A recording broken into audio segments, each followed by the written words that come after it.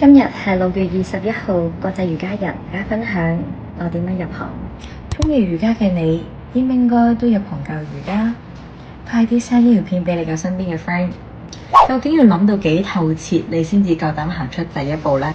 陸續都收到學生嘅 DM 走嚟問我，都想投身呢一行做瑜伽導師，但又驚呢個市場飽和，唔知做唔做好。的確，從興趣變成工作，好大機會可能漸漸變成討厭。但係作為鼓勵性導師嘅我，係極力之推薦大家去探索一下，唔試又點知呢？亦都唔好因為而家眼前呢份工好似好唔適合你咁樣，就誤以為做瑜伽導師好似好 free 咁樣。其實你要分得清現實係你想追求啲咩呢？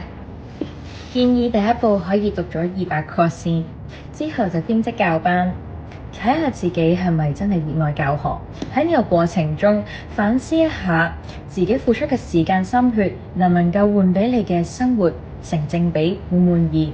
定係最後自己只係適合做瑜伽呢？當年我考完個牌，都係試咗唔同嘅工作，兜咗個大圈先至走嚟呢一度。